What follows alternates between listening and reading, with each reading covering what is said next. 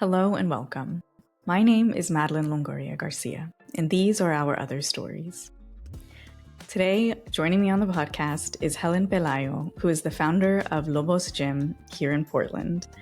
I am so happy to have you, Helen, on the podcast. You are a new connection, a new point of contact here in Portland for me, and I'm so grateful that that happened and that we got connected. Thanks for being here. Thank you for having me. I'm very excited, especially because I don't know you very well, so I'm super excited for this conversation. Yeah, and so we met through the We All Grow Amigahood platform. I think I've spoken about that on this podcast in the past. And I also feel like I keep talking about all of these connections I've made through all of these different online spaces and platforms. And they're amazing. And everything, most of them that I'm involved with are specifically for Latinas and bringing us together. And I am so grateful for every single one of those. I don't know, like, what has your experience been with that? Like, specifically, I guess We All Grow, you're a circle host too on that. Yeah. So We All Grow has been such an amazing connection. It has, there was a time where I was so lonely, so I felt so alone, and then COVID hit. And so it made it even, 10 times worse. But we found the good things out of it, like Zoom calls, right? Like all of a sudden, everybody was hopping on Zoom. Everybody started creating their communities. And yeah, I belong to a couple different ones. One with like astrology and human design and women that are interested in that. And also a Latina coach. And then I'm also a part of Luna membership, which I've been a part of for like 6 years, and it's women in healing circles and things like that. So more about like family constellations and like deeper work. So that, and then plus We All Grow, I've met so many different people and connect with their things. And it's been a saving grace for me, like honestly, because especially as adults, it's so hard to like make new friends, right? I know. Or like set a time to go to lunch. I know. And like even the friends you do have, it's like, oh, pull out your calendars. Who has the day? Who has a few hours? Like it's insane how it just like to try to find that time where everybody is actually available. And so, yeah, those online spaces for me, similarly, it was just like, where are the people who I can connect with? Like, where can I find them? And it was definitely a COVID thing. But I feel like before that, I felt really disconnected from my culture and like other Latinas. And suddenly, I don't even know how I found, like, We All Grow was definitely the first one I found. And then it just like branched out from there. But I don't even know if I was just like online Latina, like I don't know what I was searching, right? But somehow it came up and it has led to so many other things. And it was just like, oh my God, finally, here's this space where I can connect with other people who just kind of understand at some baseline stuff in our lives and stuff that we've gone through, at least at some basic level. And that was like a game changer for me at that point in my life. Yes, I absolutely agree. I honestly, for me, I kind of had a hard time growing up with like, I wasn't so connected with like being a Latina. Like I didn't, it wasn't like something, I did grow up in a very diverse cities. Like, I was with everybody. I was friends with everybody. So that didn't really until like I moved to Portland, where it was like, whoa, I'm a Latina and I'm a little different. And there isn't many of us here. And then with We All Grow, it was like I got an opportunity to go to Palm Springs for the conference, and being in person with so many Latinas all at once, I was like, oh my God. Yeah. Like okay, like these are people that have very different but very similar stories to me. I Mm-hmm. can relate. We all have very similar, similar but very different plans ahead of us Yeah. that we want to grow. We don't really know what we're doing or navigating because most of our family is, we're all like first gen or Yeah. second. So it's been so nice to just Yeah. meet new people and Latinas. And it's just been so nice to have that. Yeah. A few things there. One, you grew up in a couple of different parts of Southern California, Los Mhm. Angeles. I can't remember where else you said, Woodland but can you, Hills. Woodland Hills. Yeah. Okay. So, I mean, I grew up in Glendale and Alhambra technically, Okay. but like also had friends and family all over. But I also am like, okay, it was these were super diverse communities. Like Glendale is very Filipino and Armenian, Mhm. Alhambra is very Chinese. And the spaces that I would say specifically my mom would take me to, me and my sister were like Chicano, I would say maybe Chicano focused events and spaces where they were art galleries, and she would take us to like bilingual Oh, poetry readings yes. and like Dia de Muertos celebrations or music, all of these events. So that was such a like, I don't know, a core part of my upbringing. Mhm. And at the same time being around Filipino, Armenian celebrations, Chinese, like all of the food and language and cultures of all of these different places too. And so Yeah. you said that like being Latina wasn't necessarily a big part of your upbringing. I'm curious if you can share a little bit more about that. Yeah, I in Woodland Hills, I went to school in elementary. My dad was the janitor. He was the head janitor, so we got like free school at a Catholic private school. So it Yeah. was all the rich kids from Calabasas and all that. So Okay. I was basically me and my brother were the only Latinos at that whole school from kindergarten to eighth grade. And there was like a little bit of Asian families, but it was majority white. Mm-hmm. So it was, I didn't really see much difference. But when I moved to Palmdale, I was 12, 11 or so, and there was more diversity. It was I had to go to Mm-hmm. public school, and the dynamics totally changed. Yeah. And I didn't quite fit in. The Latinos didn't quite welcome me in.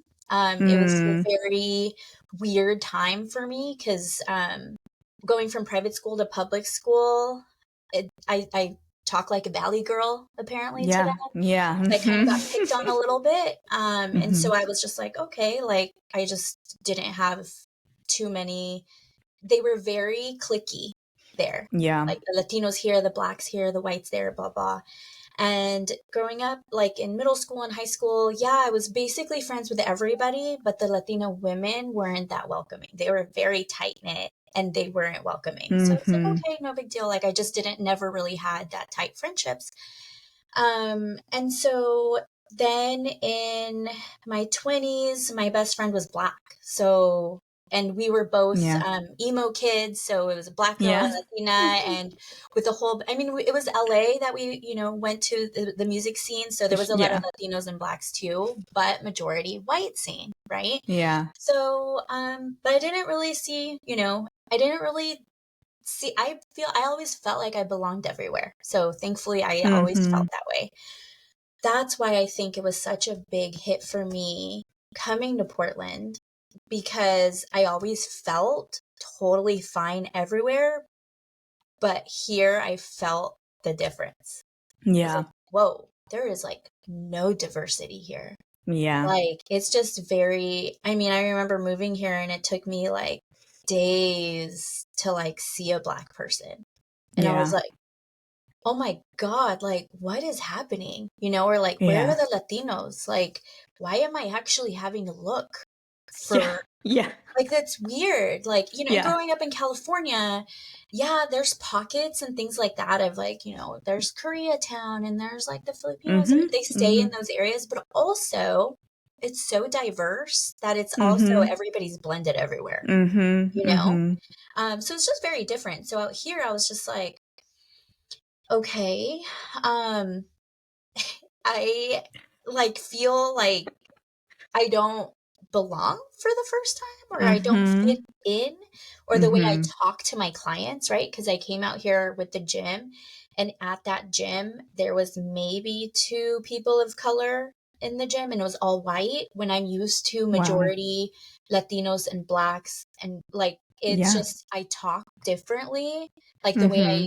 I, can talk. Just And then, engage with people. Yeah. yeah, it's just like, I come off as like rude or too loud, or like I talk with my hands, like I can get in your face a little bit, and so I had to like tone it down, and it really, really affected me. Like I was Yeah. like, I have never had to change who I am anywhere. I've Mm-hmm. always been me.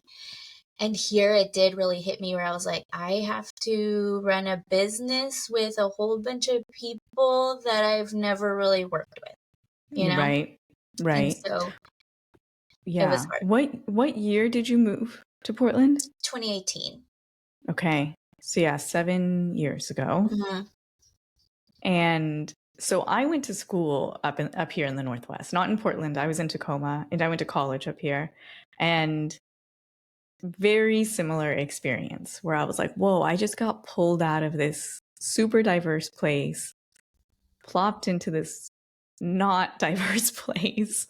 And like, what happened? And Tacoma as a city has like quite a bit of diversity, I will say that, but my university did not and Right. still does not. Hmm. Um, and so that was a really shocking experience for me. And I shared with you, but Keitha, who was also on this podcast, she had a similar experience when she went to a very white dominant university and being like, whoa, what did I just step into? And now suddenly, yeah, I have to like shapeshift and Yeah. change the way I kind of operate to not get the weird looks, not maybe play into whatever the stereotype that these folks have in their mind.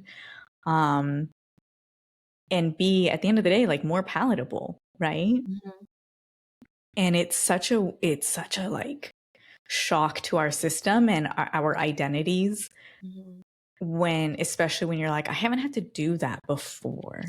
It was Yes. just whoever I am, this is how I am, and I can Yeah. find my people. Yeah. Yeah. Yes. Absolutely. And not only that, but like even I feel like in California, I feel like there's so much diversity, so many different nationalities, so many different Latinos, really, right? Oh yeah. Like Yeah. it's so everybody kind of feels comfortable being who they are, and it's just like, oh, you could tell you're from da da da, like, Yeah. and here it's like they look at you like, who are you and where did you Mm-hmm. come from? And like, Uh-huh. it's Yeah. so Oh different. yeah. And I grew up taking public transportation in Los Angeles, so even there, like you just get everybody. You hear all of the languages, you Hmm. see people of all walks of life.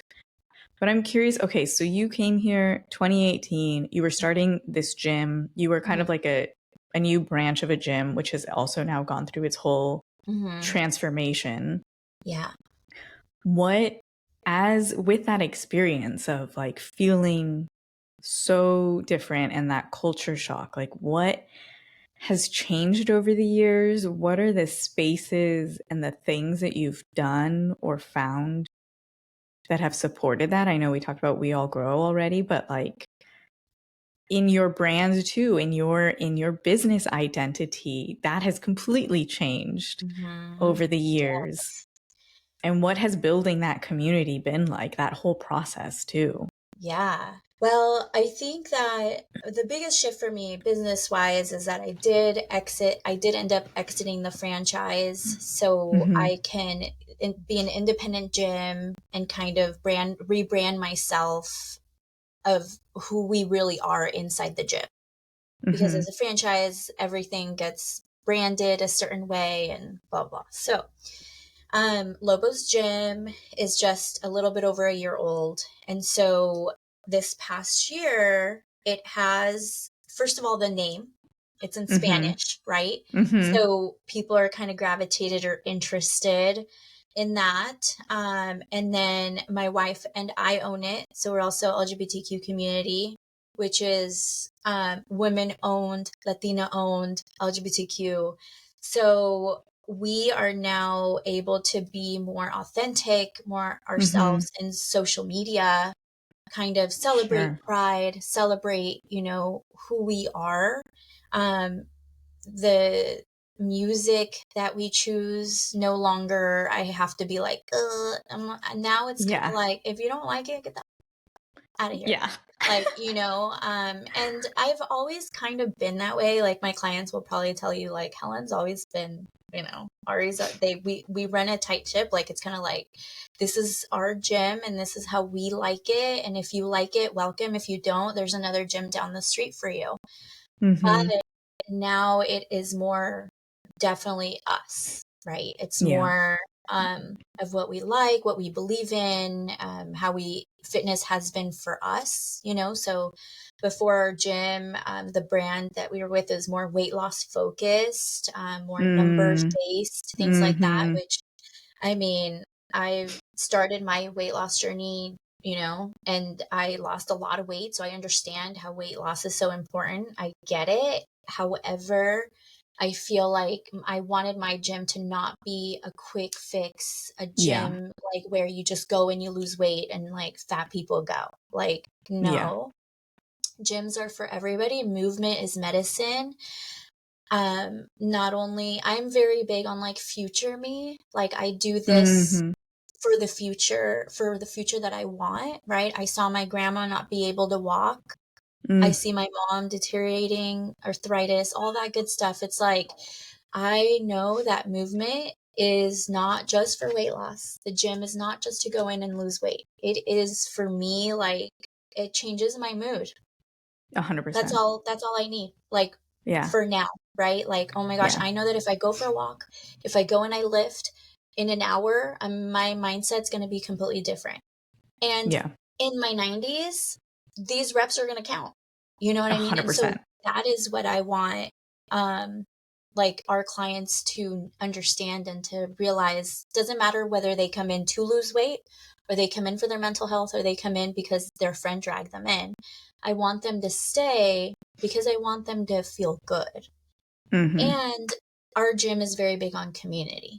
So that's like my biggest focus is like community is like so important to me, and fitness communities are such a beautiful thing to have because it's like it Yeah. doesn't matter what your background is, what your age is, what your religion is, like none of that matters, right? We're just coming in there to move, but we really do inspire each other and everybody's energy and all that. So yeah, so that's where for me, I mean, we're Latinas, right? So like Yeah. family, like that's your foundation, like that's your go-to. And so that you can totally see that in the way that we build our community. Yeah. A couple of things there. One, I mean, you talking about, these reps, those walks, counting and showing up when you're in your 90s. I mean, I think Mm-hmm. that is 100% true. And I think also the physical movement and physical well-being is so impactful on like what you were hinting at, like our mental well-being and our mental health and just in our brains, right? Like Mm-hmm. being just still that having that I don't know, that health in our minds as Yeah. well. And I saw that in my family. I saw that with my grandfather. He would go on a walk, like, I don't even, at least a mile. I think it was multiple miles when he was younger, but like into his 90s, a walk around his neighborhood. And his neighbors knew him and they would come meet him in the morning at his front door and walk with him. Because I remember that being like, should he be walking in his 90s? Like, oh, his neighbors are always with him. I'm like, oh, okay, great. That's awesome. Mm-hmm. And he did that. Yeah, again, into his 90s. He passed away when he was 96, and I was at his home the week before he passed away, and he would still get up with his walker and do laps around the living room. Mm-hmm. And I was just like, I mean, stubborn as hell, but like, damn, he's still just like, no, I need to do this. I need to move, even though my health is declining so rapidly, because he knew, Yeah. we all knew. And he was just like, nope, still gonna get up and just walk around my living room Yeah. with my walker. And I was just like, damn, that's wild and so cool. And that is something that I'm like, I want to be able to have that kind of strength and will, right, at Yes. that age. And I'm always Yes. like, yeah, I plan on being alive into my 90s. I plan on Yes. being here and being cognizant and being mobile, you know, like I plan on that. Absolutely. Yes. And the other thing too that you're talking about is like building the community with the gym too, and it being more reflective of who you and your wife are and your identities. And I wonder, how did you do that? I mean, I would assume there was some intentionality behind, like, no, we're going to make this really ours. And I wonder, did new clients come in because of that? Did old clients kind of filter themselves out? What was that whole process like? Yeah, it's been a slow transition. Sure. Even when like from when we picked up the gym in 2018 up through 2020 and stuff like that, Latinos started coming in, you know. Mm-hmm. So slowly we have a really good amount of Latinos where like when people, especially we're in Milwaukee, so it's like, you know, you Yeah. don't see diversity at all. And so when people walk into the gym, people are like, where did you find like all these All of different these people. types of people? And it's like little by little, right? It's been a slow transition. When we did switch over to Lobos, I did share more of I'm a very spiritual person. I'm very big connected with the moon, Mm-hmm. with a lot of spirituality is put into Lobos and the way that I explained what Lobos Gym is about and our mission and all that stuff. So when that kind of happened, we did lose a few people that like it didn't bother me at all. Totally respect, like it's not their thing. You know, I've Yeah. heard comments of like if they would just drop their whole LGBTQ thing, they would get more clients. And I'm like, I don't really care to do that. And especially because I don't Exactly. even really push it as much as I should. Exactly. Yeah. Yeah. You know, And are those the clients you even want, you know? So exactly. And so it's like things like that that you hear where it's just like, okay, cool, I'm doing the right thing. If I'm like, you know, people yeah. are commenting or like, you know, people think that, or someone said like, people think that Lobos Gym is just for Latinos because it's in Spanish. And I'm like, well, Mm. that's dumbasses. They think that's what it is. That's on them Mm-hmm. type of Mm-hmm. thing. So it's like things like that. But yes, it's been a slow transition, nothing like, you know, from one day to another that we lost a whole bunch of clients or gained a whole bunch of different clients. It's been slowly transitioning. And I feel that as people see on social media, like what we stand for, what, you know, what type of people are in the gym, because the gym is an intimidating space. I was Yeah. always intimidated Oh, by the yeah. gym. And I've been to some gyms that I'm like, oh my gosh, like I will never be able to step foot in there again. That doesn't feel Yeah. good. The energy doesn't feel good. And so I am patient with people coming in and trying out the gym because I know how intimidating it can be. Mm-hmm.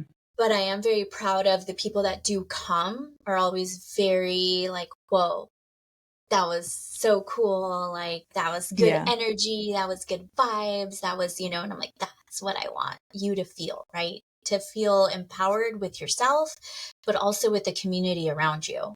Because sometimes we feel so alone in our neighborhoods, you know, where like, Mm-hmm. especially right now during these times, we may feel like, oh my God, does anybody else care?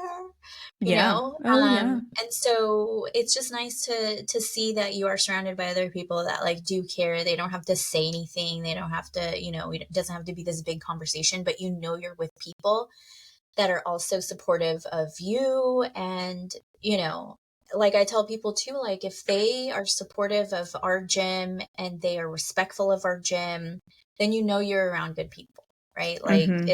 it's just that's the way it goes. We sometimes get Yeah. clients that they'll come in, they'll be there for a little bit and then they leave because it's just not the vibe, right? And that's totally fine. Yeah. But thankfully I've had very good community outcomes for sure. Yeah. I mean, I think about, like you said, even you're in our own neighborhoods, right? Like just having that uncertainty and not knowing. Sometimes you're like, do they also think that the shit that's going down right now is crazy like I do, or do they not? And Mm-hmm. it's, yeah, I mean, being able to have a space where you can just feel safe and comfortable and at ease and like, oh, I can exhale kind of a thing. I mean, we in our neighborhood, this summer we had a block party, which I was like, this is so cute. Like, people still do this. This is amazing, Yeah. And everybody in the neighborhood was just like, this is so great to like get to know each other, meet everybody. We were able to just connect on such a great level. People were just like, it's so good to know that we are the neighbors here, Mm-hmm. And connecting with people. And yeah, just that baseline again of just like, oh, if something happens, we know who our neighbors are. We know where they stand to a certain degree. And Mm-hmm. like, it's not a stranger anymore next Right. door or down the street. I think those connections are so important, again, especially in this climate and everything that we are seeing and experiencing. And yeah, if there are ways that we can more readily communicate, I guess, with people of like, oh no, this is a safe space, or Mm-hmm. I'm somebody who you can come to, or Yeah. just those kinds of things are so important right now. Yeah, absolutely. I'm curious to how did you get into this? Into fitness. What was, yeah, fitness and like, owning your own gym, doing all of these things. I'm like, how did that happen? Because I actually I did sports growing up. I did Mm-hmm. multiple sports growing up, but I find the gym to be intimidating as an adult. Like, I'm Mm-hmm. a petite woman and I'm like, I feel like I'm getting goofy side eyes from people if I'm going to go lift weights at a gym because they're like, you're so fucking tiny. Like, what are you doing? Mm-hmm. Um, so I find gym spaces, even as somebody who was very athletic throughout my whole upbringing, I still am like, I don't like that. And so I'm curious of like, how did you start this too? You talked about you touched on your weight loss journey, and I'm just like, yeah, I'm curious. Yeah, definitely. So, I love that we're talking about this today because today, 11 years ago, I got hired on as the gym manager, and it was a total accident. Amazing. I didn't apply for this position, so it was just handed to me. But I was very unhealthy as a kid. I single mom with 3 kids, and she had 3 jobs all the time. So we Mm-hmm. grew up on fast, like frozen pizza and bagels and top ramen. Yeah. And then I was a teen mom and I didn't play any sports. I was always overweight. Always Mm-hmm. wanted to be active because I love sports. Like I love watching sports. And I love active people. And I Mm-hmm. just was not one of them. I'm very uncoordinated and I'm so like clumsy, like I'm just not athletic, right? And so when I did turn 30, um, I made a promise to myself that I would get healthy in my 30s because my 20s were pretty rough. I was in a very abusive relationship and Mm-hmm. my 20s were really, really hard on me. And so I gained a lot of weight by not eating and drinking a lot and the Mm-hmm. stress that the abuse had on me. Mm-hmm. So in my Mm-hmm. 30s, I had my third baby and I was just like, you know what? I'm going to get healthy. I want to live a different life and things like that. So I made a promise to myself that I would sweat for 30 minutes every day. And I didn't know anything about fitness. I had never gone to gyms. My families didn't go to, nobody went to the gym, nobody worked out. Mm-hmm. So I started by dancing in my bedroom with the baby and I would Awesome. sweat, so I would put on my playlist and it was my bedroom because it was like even embarrassing to do it in the living room, like my bedroom. Yeah. Yeah. And Mm-hmm. then I would do like little Zumba videos and things like that. And 2 years later, that consistency of 30 minutes, like I made it out to my living room. I made it out to the park. So I would go drop off my older kids at school, go with the baby and the stroller and start running up and down stairs, started Awesome. running. So it was very gradual and just very Yeah. consistent of 30 minutes a day. And then 30 minutes would turn into 45 and 45 to an hour. 2 years later, I was 100 pounds down. So Wow. I started basically getting very into nutrition, learning what I was supposed to eat. Right? Like Yeah. maybe you shouldn't Yeah. eat only carbs and processed food. Yeah. So I started very basic. And so I got gifted a personal training, like a gym membership for like my birthday or something, like a year in. Mm. And a personal trainer like gave me like 3 free sessions and then sold me on like a personal training package, and it was like so much money. It was like $2,000 for like 12, 15 sessions, and I was like, for what? For you to turn on the Yeah. treadmill for me? Like, no. So Yeah. I started investigating like, oh, how much, how to become a personal trainer and da da da, because I wanted to learn for myself, and I was like, I can help moms, postpartum moms at the Mhm. park, and we could do what I did to lose weight, and I just need to know a little bit more about like your muscle groups and like Yeah. what is this called, and what is I didn't Yeah. know anything, right? So I used my tax return money and invested in a certification for personal training. My game plan was thinking postpartum boot camps at the park with strollers, like, how I did. Yeah. Yeah. And then my job that I was at, I had been there for like 8 years. I hated my job.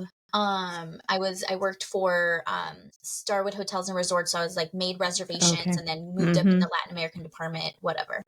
So it was just I felt like I had no purpose. So that job from one day to another closed down because they moved to Kansas. So I Whoa. lost my job, which I was there for so long because it was like such a good schedule for my kids and health insurance, all the good stuff, right? Yeah. So I was like, oh crap. And I was like, okay, well, I guess I really am going to have to like take my certification test and do side hustles at the park while I find a new job and blah, blah.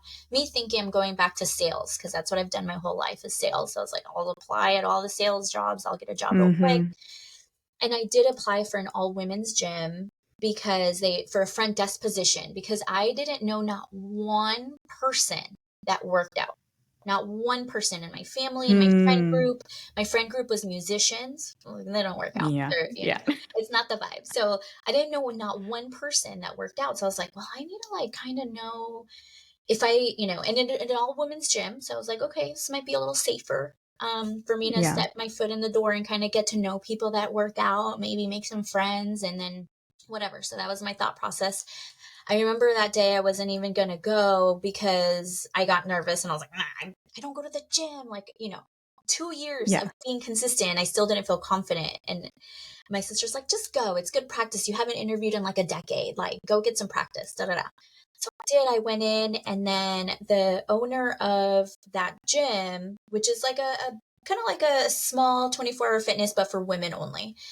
And she interviewed me and she saw me on Instagram. And on Instagram, I had kind of tracked my whole journey, my weight loss journey. Cool. So she saw that my transformation and stuff because she stalked me when she interviewed me or whatever. And she's like, so I kind of just opened up this new gym. It's called the Camp Transformation Center.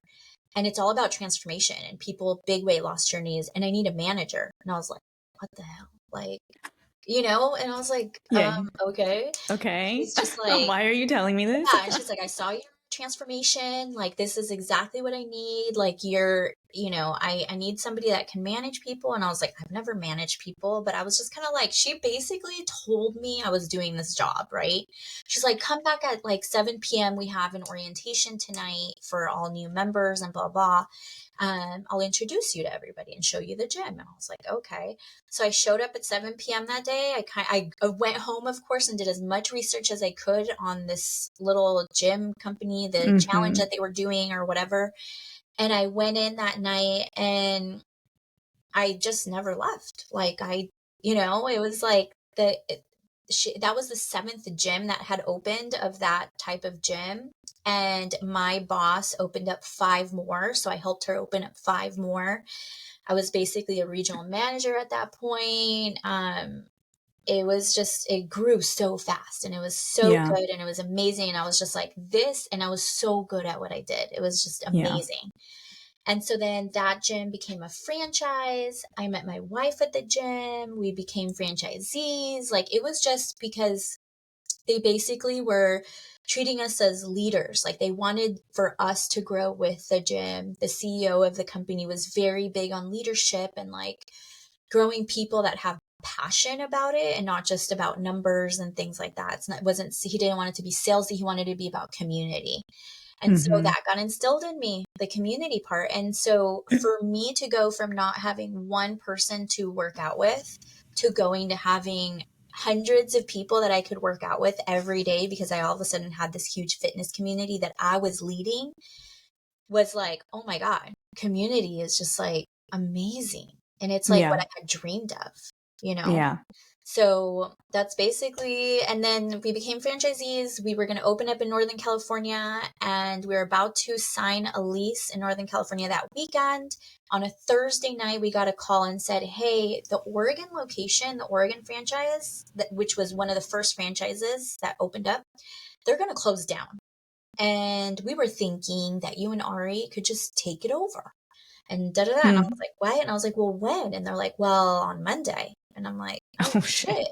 shit.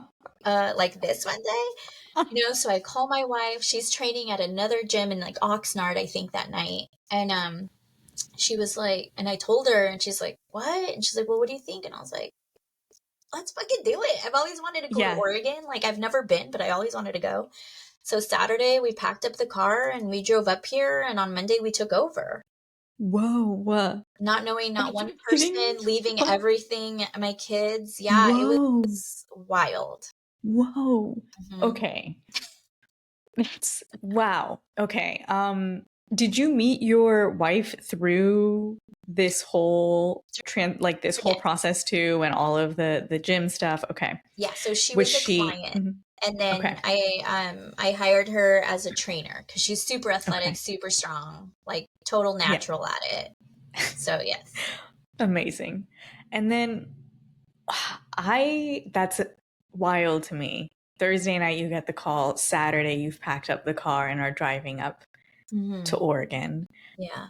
And I assume there was some back and forth after that. Like that wasn't the one and only trip to like move everything, or was that like we just packed everything up and got settled? Yeah, we basically, I mean, I think we paid for that apartment for like another 3 months for her lease to be over. But my Yeah. kids, like my oldest was still living there. Because I have 3 kids. The Mm-hmm. 2 of them are a little bit older, but the little one went to live with his dad. That was probably the hardest part, being Yeah. a long distance parent. And like, so my kids are like, they know they can move up here with me at any time, but they've chosen, like my oldest is now in Alabama, like, so Yeah. but it's been being a long distance parent as a Latina mother is, Mm-hmm. something I've had to work through, like the guilt and the shame through. Mm-hmm. But as time has gone on in the relationship that I have with my children, like I'm very, happy with that now. But that was probably the hardest part of moving away. Yeah. Yeah. Because, yeah, I love Oregon. I love it Yeah. here. Yeah. I am not a mom, so I don't know what that's like. And I can only imagine though making that decision. And yeah, I guess do you feel okay maybe talking through that Mhm. a little bit and what Yeah. that decision process was like and navigating that too? Yeah. For me, like with the kids, I always kind of gave them a choice, right? Like Mhm. you can come move up with me at any time, at any point. You can change your mind, so you don't have to like commit to, like, if you move up here and you hate it, I'm not going to let you go back. Mhm. So I always gave them the choice. I was thinking that they would eventually move up with me permanently. Yeah. I just thought, I'll give them some time to adjust and da da da. It's How been old were they when I know you said two were older and one is young. How old Yeah, were they when so you they first moved up? were, oh gosh. Making you do some math real quick. I know the youngest one was like 6. Okay, yeah. Yeah, so that was my baby. Yeah. My daughter was like 13, and then my son was 18, or about to be Yeah. 18. Yeah. Yeah. So the hardest was with my daughter. Yeah. Yeah, because my son stayed at the apartment for a little bit, moved in with my mom. My daughter went with her dad. And so that was Mm-hmm. rough. That was rough for me. Mm-hmm. And my youngest one has a different dad, and that's a whole different story. Like he's Sure. great, like lived with the grandparents and the dad, so it was like, perfectly Yeah. fine. It was very difficult for me it was more of like this pull of knowing that I ever since I was 7 years old, I knew I wanted to go to like university and move away, and like I Mm-hmm. had really big dreams and really big goals. I knew that I didn't want a husband. I knew I wanted to be artificially inseminated, and I wanted 3 kids. I've been like such a planner since I was a Whoa. kid. Yeah. So like for me to be a teen parent the way that I was junior class president when I got pregnant. It was just very like, whoa, how did this happen to me? Like I Yeah. had Yeah. big dreams and big goals. And so all throughout my 20s, I just kind of started digging myself into a bigger hole to be trapped Mm-hmm. of where I had eagerly wanted to run away from as soon as I turned 18. Yeah, so basically, when I had this opportunity with the gym, first of all, just the way it all landed, like it was all handed to me in this weird, beautiful way. I was just like, I have to take this opportunity. And Oregon Mm-hmm. is like something I've had on my vision board. Like I wanted to run through trails and like the forest. And I'm a Virgo, I'm very earthy, like I love nature. And living in the desert, it was not my Mm-hmm. thing. The only thing I loved about it was that the beach was an hour away. Like, you know what I mean? But so moving up here, I was just like, I trust that my children will understand even if we have a hard time. And, my daughter's the only one that's had it, kind of rough with that, but we're so Mm-hmm. close that she understands, but that doesn't mean it doesn't hurt her Of that I course. moved away. Um, but she's also very stubborn in the way that she doesn't want to move here. So, but she's lived here for a couple months. I mean, thankfully, the good thing about COVID was that they were able to come up a Yeah. lot, and not worry about school. It was all online, and she stayed online for the rest of the time until she finished high school. And so she's, lived up here for months at a time. But it is very, it's FaceTime relationships, really. Yeah. Thank God for FaceTime, because Yeah. I get to see their faces almost every day. But it is, a big guilt thing with like, what the family says or what the other side Of of the family course. says. Like she Mm-hmm. abandoned her children, and, like especially in the Latino community, Yeah. moms have to sacrifice anything and everything for Everything. their children. And thankfully I've had my mom's blessing. So that's, but my mom was Mm-hmm. also very like, I'm going to do what I know is right for me. It doesn't matter what my family says. So I really have her support. So yeah, it's been. Yeah. I mean, that's such a thing. I feel like society in general, but it's amplified in the Latino community of like, no, moms like give up all of their identity Mhm. to take on the title of mom. Yeah. And it's this thing that we've just, I don't know, just like expected. Hmm. There's a whole other conversation that we could have about like fathers have never been put in that, Yeah. they've never had that thrust upon them. And why not? And this stigma of if a woman chooses to pursue professional goals or whatever other goals outside of motherhood, it's like a shame and a guilt thing, Yeah. but when a man does that, who is a father, like it's like, oh, they're doing what's best to support their family or whatever. And it's like, They got this opportunity. How would they not take it? yeah, Yeah. yeah, And being supported and looked up as the hero, but even in yeah, fitness, when I started working out, an hour a day, and a lot of it was with my kids. But, people would comment and be like, you work out every day? Like, what about your kids? I was like, what about Yeah. my kids? Like, and there is that guilt of like, oh my gosh, even especially in the Latino community and clients, it's like, oh, I have to make sure that my husband's fed and before I go to the gym and Mm-hmm. things like that. And I'm just like, Mm-hmm. it's like, it's okay, Helen, I was raised by a very feminist mother. So like it's very hard for me to like understand that, but I also know a lot of families that are not like that, right? So it's like I get it. Like, yeah, go ahead, feed him and then come Yeah. work out, like Yeah. you can do both, right? So I'm just like, Apparently he doesn't know how to right? fend for himself. Okay, got it. Yeah. Yeah, it's such an interesting, yeah, that's a really interesting dynamic. And I grew up in a very, I would say, like, unique situation too, because my parents were divorced. Hmm. My mom was very independent and like just, yeah, didn't she just like danced to her own tune, and Yeah. that's awesome. And even on my dad's side of the family, when I look at our family dynamics, there has been this thing in our family where like, no, the woman is still like greatly respected. And it's something that I've had conversations with my family many times. I'm like, how did that happen? Like, how is it in our family that that's what happened? All the way to my great grandmother, like she was seen as the matriarch. She's the one who That's ran the beautiful. family, Yes. and like Hmm. everybody respected her. And I talked to my dad about this. He's like, oh, I even remember when his dad, my grandfather, full on adult, my dad is like, I was there. I was like in my 20s.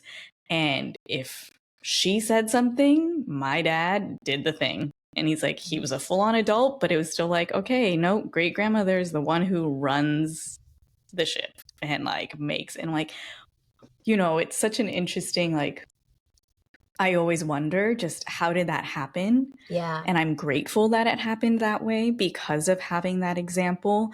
And yet I also recognize and see all of the Hmm. machismo Oh, in the Latino community and how the vast majority of our culture does not experience that yeah.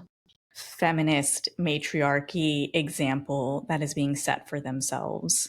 And so yeah, I am also glad that you experienced that in your Yeah. upbringing and like have that driving force too, and support really at the end of the day. Yeah. Absolutely. And I do see like because my wife grew up completely opposite, right? Mm-hmm. So I feel like I have learned so much from that side of the family where now I have more compassion. Because before I was Yeah. just like, what the do what you need to Yeah, do, just do like it. Yeah. do it, like, and now it's like, oh, I see Yeah. how things just kind of get passed along, and that's Yeah. just the way things are. And that's just, and so I have definitely more understanding behind it and more compassion and more, even how the way my wife sees things, and I tell her, I'm like, man, I got brought to you so you can learn a whole new world. But Yeah. same me with her, it's like, oh, I needed to see that, from good people, good Yeah. families. It's just they were raised differently, you know? Right. Hmm. Right. Again, I'm just going back now too to like the fact that this was presented to you on a Thursday and you just like went for it. And that's amazing. And Yeah. I wish more people were comfortable with like taking that risk. It's Yeah. so scary. Like it can be so scary.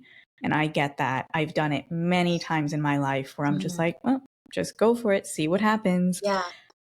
And it's, yeah, I mean, but it has been life changing every time. Hmm. And for even if it's been really hard, like for the better, because I Right. learn more, I grow more, I learn how to navigate things. Hmm.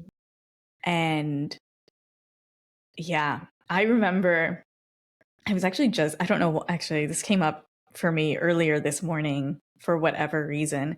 But I had this flashback of a memory of when I was in high school, and I was very similar to you. I was like, get me out of here. I want to go somewhere else.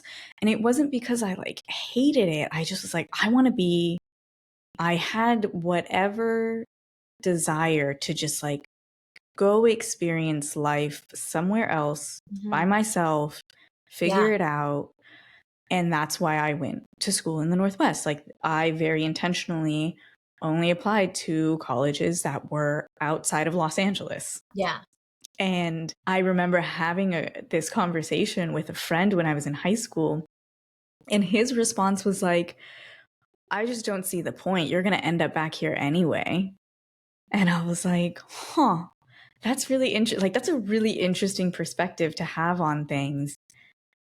I don't know what I responded to that. I don't know if I did at all, but it's so funny that every so often that memory comes back to me and I'm like, I haven't moved back yet. Yeah. And maybe eventually it will happen, but like, holy shit, I wouldn't have traded all of these other experiences and things for the world. Like, I wouldn't have traded that just to be like, well, I'm going to end up back in Los Angeles anyway, so I might as well not leave. Like, what a wild perspective to have. Yeah. Yeah. No, I think sometimes people just overthink things too much, or they listen to outside voices, right? Like if that would have gotten in your head and you were like, well, why am I going to go? And then I'll be back. And it's just going to be worse when I come back, like blah, blah, or like I'll fail. People are going to think I failed or blah, blah. And I think that's what, for me, it's like, I kind of learned like young that I was just like, people are going to say whatever they want to say. I have to follow my intuition. I have to just really like, what does it feel like for me? And it's like, people are going to say I'm doing things wrong anyway, especially like as a teen parent. And it's like, I knew how hard I was working in school and my goals and all that stuff, but it's okay. Like it just got derailed because like I had a different life path, right? I would have probably never gotten into fitness. Like it's just everything totally, you have to really trust. And I feel like so many people don't allow themselves to trust themselves because they're so worried about what their family's going to say, or I owe this to this person or this or that, or and they're not. I just feel like that in the Latino community too, it's very like we do respect a lot of what our family has to say. And I feel like, yes, we should respect what they have to say, but it shouldn't overpower our own intuition, right? Yeah. And for everybody's different, but like I feel like there's a lot of parents that have a lot to say, right? And it's different than with the parents. It's like you got to trust what you know. What do you feel?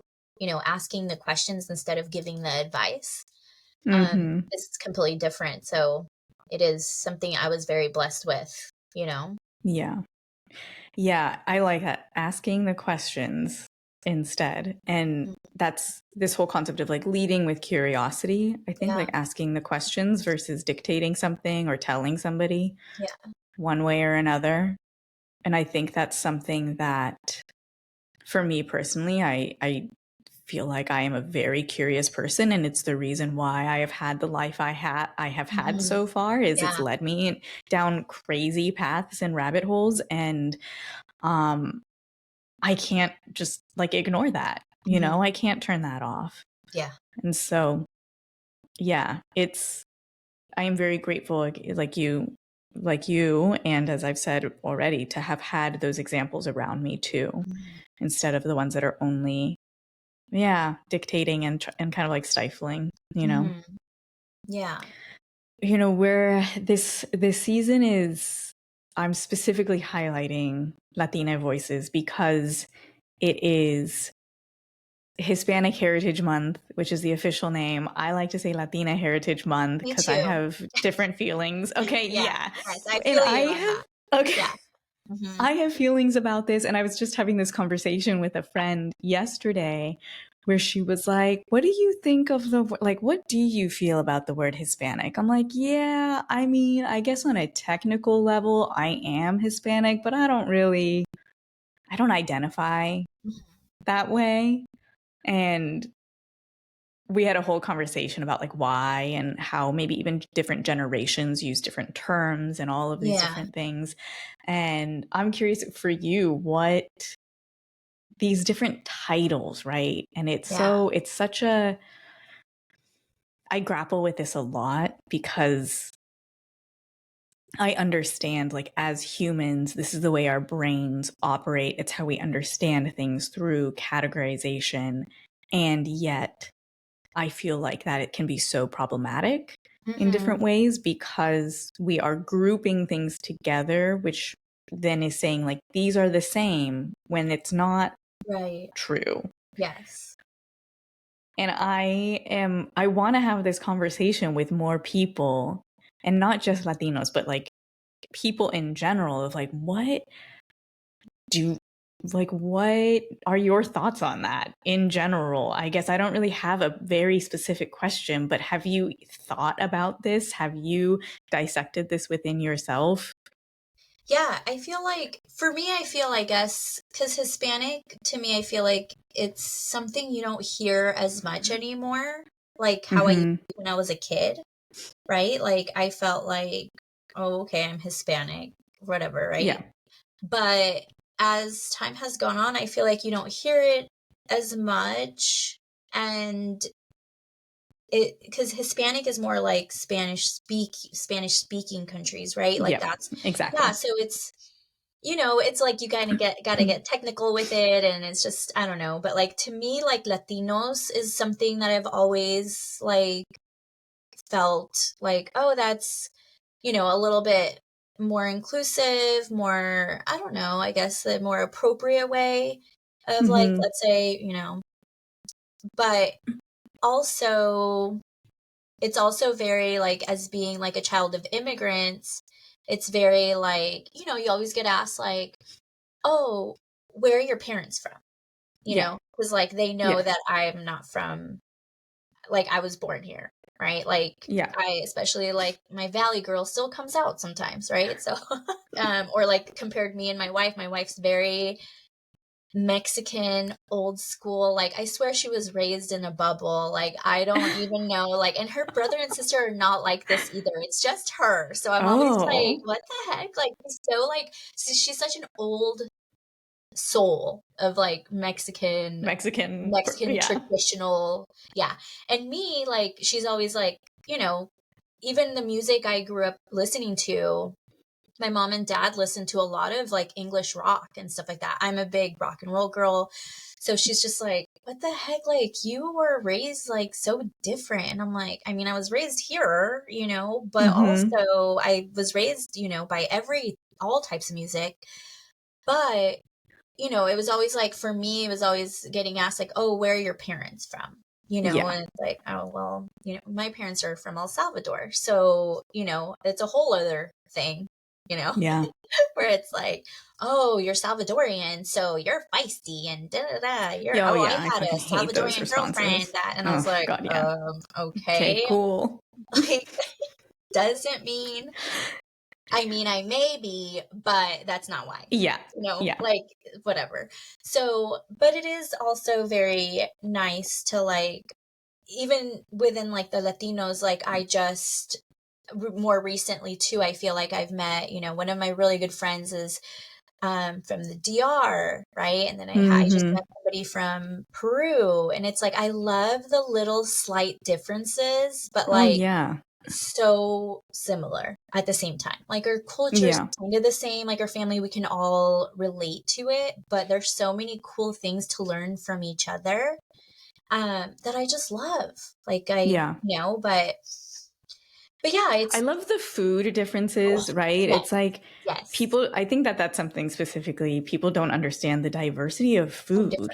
Like food from Peru is totally different from Totally. food from Dominican Yes. Republic, you know? Hmm. And like, and I even had to learn that because I grew up in, I would say, like a very heavy Mexican American community. There were other folks around me who were, have roots to Guatemala, El Salvador, Hmm. but I was like, oh, all of these countries, we all use like spicy, we all like spicy food. And then realizing, oh no, Costa Rica does not do spicy food at all. Or like, Yeah. all of these other nations. I'm like, oh, got it. Okay.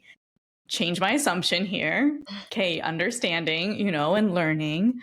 But yeah, there's so much diversity and there are still these similarities. Mhm. And this is something, again, I've thought about this a lot. I'm like, okay, I like the term Latino, Latina, Latine, Latinx, Mhm. whatever people want to say, more.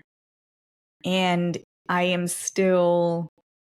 can still understand that it is a term that was created to pull together this very diverse group of people under one title. That doesn't always make a ton of sense, but there's something Mhm. about it.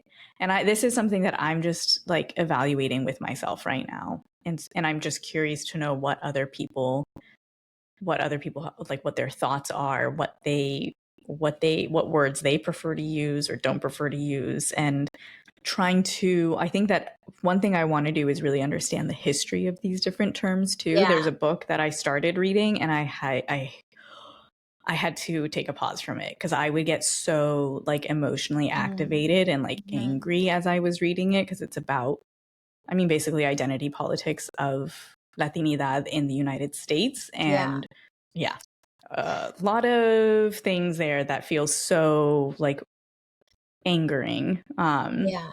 So I had to like pause from that. But it's a book that I'm like, I want to read this because I really want to understand this Yeah. more and be able to just like dissect it a bit more within myself. Yeah. Yeah. And That's like so I grew up. Yeah, go No, ahead. it's so hard right now to want. I think so many things are coming up for us that we're curious, right? It brings this curiosity of Mhm. like, okay, well, why may that not feel right, right? Like there's something Mhm. about it that just doesn't feel right. But then do we have the capacity to really intake the true Right. information of Yeah. what it is? And we're Yeah. like, oh, that's why it doesn't feel right. Or, but it is true. It's like that thing where it's like we have to know when to kind of back off the book or whatever it is and be like, Mhm. okay, not today. Can't, Mhm. hmm So the friend who I was speaking with about this, we were talking about, just for both of us, Hispanic isn't something we use, and she was saying that so she has a son who's, I think, like 13 or something like that. And his generation, she's like, they're using the word Hispanic again. Oh, And I was like, wait, what? I'm like, I don't know kids. I don't know kids in that age range. Um, so I'm not familiar with that. But I was like, that's weird. Where is that coming from? And I didn't know that because I feel like everybody who I'm around, we all use Latino Latino. Yeah. as, yeah, yeah. I feel like it's been And really long time. yeah, I feel like it has been too. But that was I was like, interesting. I wonder where that's coming from and why. And yeah, so she was just like, it's something that I've just started to notice of like, oh, they're using Hispanic instead. Okay. And she was like, I've rejected that for my whole life. And then seeing it in my kids' generation coming up, like, weird. I don't know. I don't know what to make of that or if it even means anything to make something of it. But like, okay. Yeah, Yeah. that is interesting though. And your youngest son then is about that age, right? I'll have I'm to guessing. ask him. Okay. Yeah. Yeah. Yeah. Well, wanted to say thank you for being open to having this conversation Oh, after yeah. only knowing each other for a pretty short period of time. But I just like when we first got connected, first of all, I was like, thank goodness I'm like finding another Latina in this Yeah. area and In like real people to life. connect Yeah. with. Yeah, in Yeah. real life, Yes. like not just in these online spaces Mhm. too. And that was something that I made like a concerted effort when I moved here. Is like, I need to find these spaces. Like I need Yeah. to find these events and these just like people who are getting together and doing stuff. Because I knew just for my own well-being, like this is what like my soul Mhm. needs. And so I'm very grateful that you have the Portland Circle for these gatherings and events. And I'm just like, yeah, glad that we got connected and that you, again, were open to this conversation and that we could have it and talk about all these different things and like the layers of how and the different ways that this piece, this like singular piece of our identity and who we are impacts us and takes us through these different parts of our lives.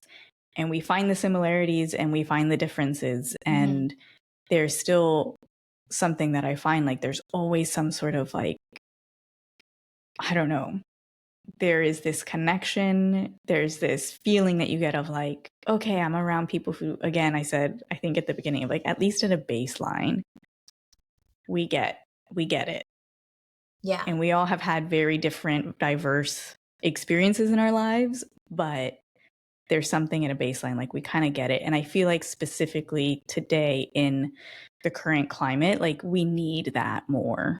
I think that I was just thinking this the other day that I feel like the Latino spaces were created in just divine timing, you know, because I know for myself, like out here in Portland, I just started making good friends with the We All Grow Portland Circle.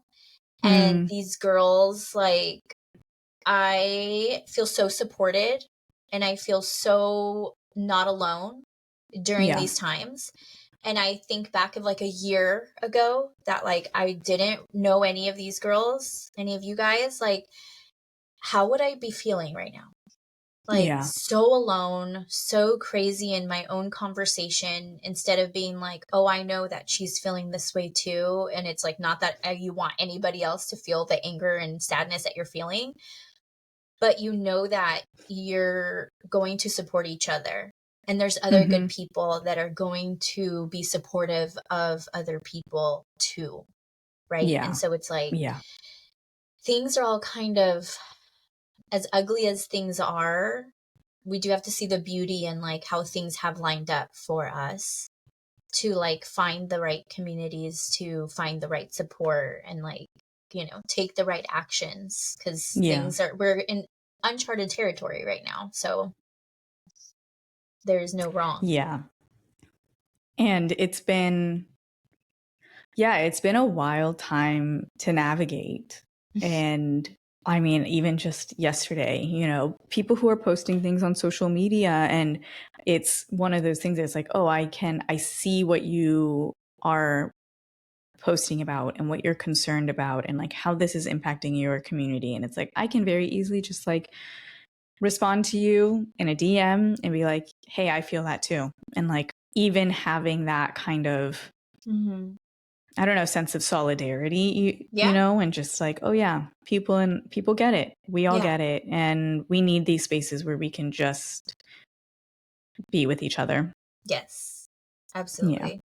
So yes, thank you for being a part of those spaces and also creating them yourself. I think there is never enough of it. And so we need to keep doing it and keep making more and something too that it's like, I want us to not shy away in this time. Like I think, and I know that there are a lot of vulnerable people who do not have that privilege.